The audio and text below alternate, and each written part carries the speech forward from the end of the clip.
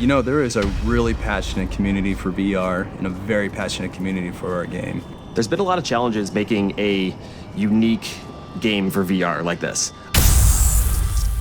Operation Nightfall is very unique because it takes the concept of a battle pass and really just fleshes it out even further. Missions in Operation Nightfall are free for everybody. Whether you buy into the Operation Pass or not, you will still be able to work towards missions and earn some rewards throughout the entire season. Rewards vary from cosmetics, including face paints, trinkets. Character skins, weapon skins. If you're part of the Operation Pass, you can play extra missions that redeem extra rewards. The idea for map really starts in the design phase. So basically the designers come up with an idea and they say, oh, that'd be cool, we should do a sandstorm. And everybody kind of laughed. And then everybody was like, well, wait, can we do a sandstorm?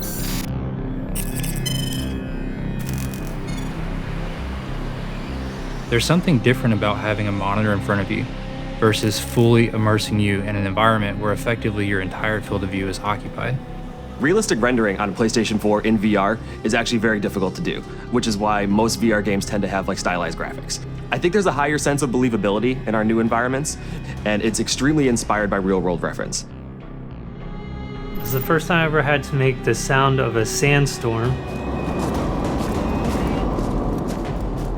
So that was pretty fun. The detail that we go into on the sound design, it feels like the space is alive. And it's like a tiny detail, but I've really seen how like those details bring the experience to life. Half of our player base plays PvE, so we really wanted to give some attention to that and really enhance that experience. So the AI is going to give much more of a challenge to the player. We want the players to feel terrified in there. We want them to feel like they're in amidst this battle with AI and they have to watch every corner and keep their head on a swivel.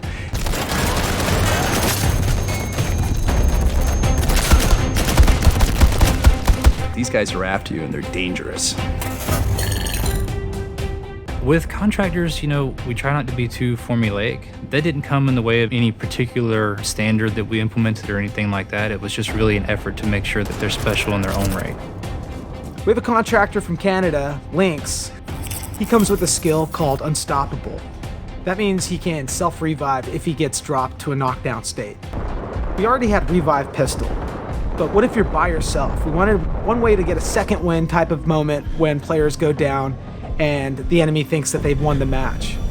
We want players to perform sort of a comeback moment using Unstoppable.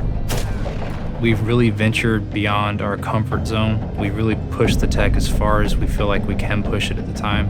And we've made content selections that were a little bit more exotic. There is some really cool stuff coming down the line too that I am really, really excited about, and I think everybody's gonna be excited too.